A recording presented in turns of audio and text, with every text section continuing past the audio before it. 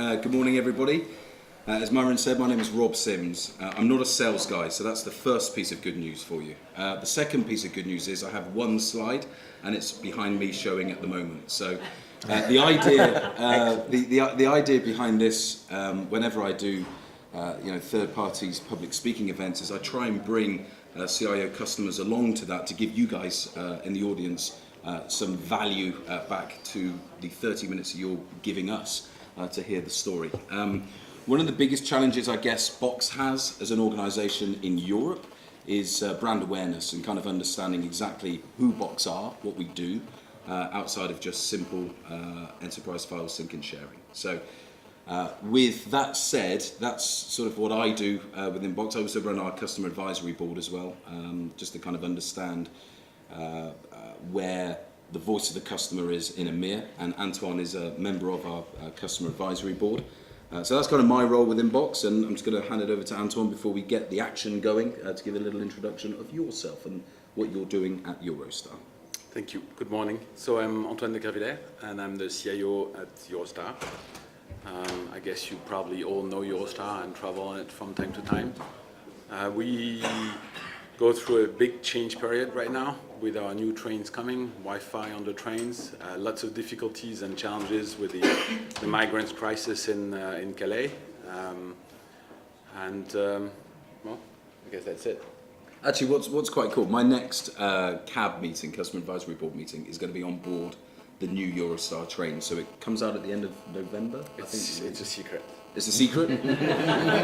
It's the end of November. And my first, the CAB meeting is going to be the 2nd of December. So I booked the entire first class carriage, just to try and make it a little bit different, right? So we've got 12, 15 CIOs, I think, on board the train. We're going to have some leadership meetings on board.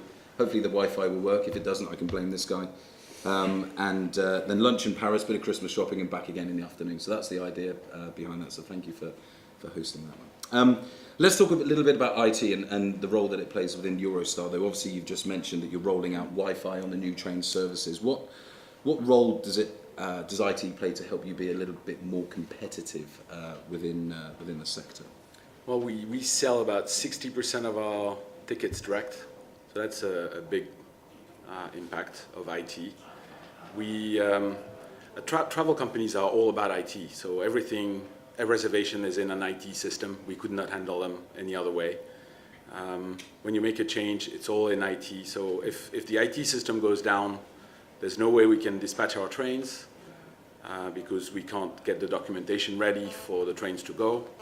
There's no way we can roster our crews, so we don't know who's supposed to drive that train. And there's no way we can check that the people showing up at the station are allowed to board the train or not allowed to board the train. There's no way we can give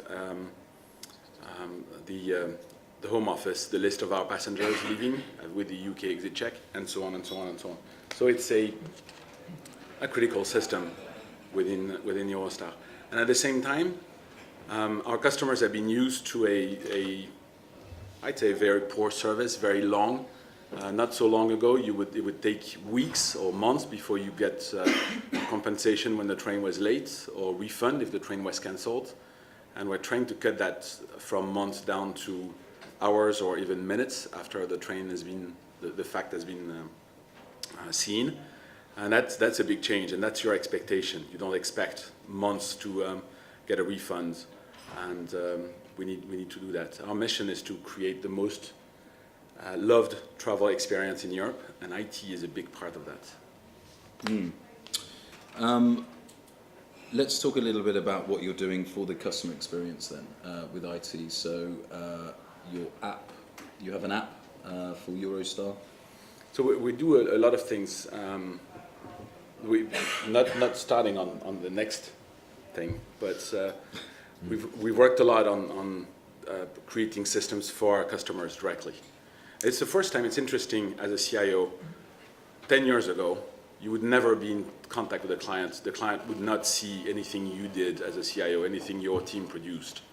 And so if you met somebody in a social event, nobody would know what the CIO does in a company. Nobody would see anything, except if they're working in your company, anything that you're doing. Today, if you're the CIO, you can have people come up to you and say, your app is really, really bad. And that's your app. It's not your company's app, it's your app. My friends come to me and say, your app crashed again. That's my app. So that's what we do. Absolutely. Yeah, your Wi-Fi. It's my Wi-Fi. Yeah. It's Okay. my app, it's my website, and I can tell you, my friends tell me, your website crashed again. I couldn't buy, your passbook doesn't work, Right, and right. so on. Okay. And I have lots of friends when it doesn't work. Of course. Right, let's switch gears a little bit because, you know, obviously you've done a lot of press work around deploying cloud technologies, obviously Box being one of those companies that you've deployed. What challenges, if any, did you face when going to a public cloud solution? What are the sort of things that you have to consider at Eurostar? Well, the biggest thing is change within the IT department. I didn't get any real challenge from the executive committee on safety, security, and so on. In the same way, I guess it's a privilege from the confidence of the other members of the executive group. In the same way, you don't ask your CFO, is what you're doing legal? Or you don't ask your HR director, are you sure you're not hiring a convict? You don't ask your CIO if what he's doing is legal or if he can store the data where he wants to store it. So I didn't get any of that challenge. Should we ask that question? Well, yes, maybe, but you're supposed to know what you're doing. Yeah. That's what the gentleman was telling us just now, being Yeah. professionals. And then you know what data you're storing, where it can be stored. You have a legal department that can advise, so that's a non-issue. It was more within the IT department and all the changes in procedures. So we're not going to back up PCs anymore. Mm-hmm. And that's a huge change in the way we give PCs around. We don't need to back them up. So there's no more backup of personal PCs and laptops, which wasn't working anyway. Every time you wanted to restore a PC, it was the one person who did not connect to the network for 3 weeks, and their important documents were produced in the past 3 weeks. So it never worked anyway. We all know that. But we paid quite a significant amount of money to these, for these licenses. Mm. But that's the big change, because then the guy in IT was in charge of backup. It's like, okay, but I don't have a job anymore. And you have to convince them that, yes, they have a job, it will be different. It will be something different, and you have to retrain them to handle, because, I mean, it's very nice, very simple and so on, but there's still work to be done on administering the tools and so on. And it's not cutting down the workforce in IT, it's just changing the shape. And it's taking people by the hand and training them and showing them that their job will be different, and that also they will have the recognition in the company of having produced something that people can actually use, that's something that actually works. So it's a cultural mindset issue more than... It's a change management issue, Yeah. mostly for... Can I just ask that IT. question here? Who else has that problem in their organisation or has had it previously? About half. The other half are asleep or heads buried in your email. I think. So I recognise this as from a CIO perspective. Yep. You're absolutely right. And it's interesting to hear, Antoine, about the fact that it isn't necessarily the potential of the technology. It's the potential of your IT unit and their approach to it that is something you have to address. If you don't address that, or did you see any areas where it was unsuccessful, where you found it difficult to address and you weren't able to move as quickly, or you weren't able to adopt the technology? So we've had the whole spectrum. We've had departments where when our team, the project manager, went to show them the technology, they said, are you sure you can do that? Is Antoine aware of what you're telling us? Like she was selling something or demonstrating something that the rest of IT was not accepting. So she was doing shadow IT, by IT, something like that. So that was the one end of the spectrum. The other end of the spectrum, we have guys in operations will still have to send faxes to companies like Network Rail and so on. And they don't want to change. And because they have to send faxes for some, legal reason somehow, if it's not sent by fax, then there's an issue.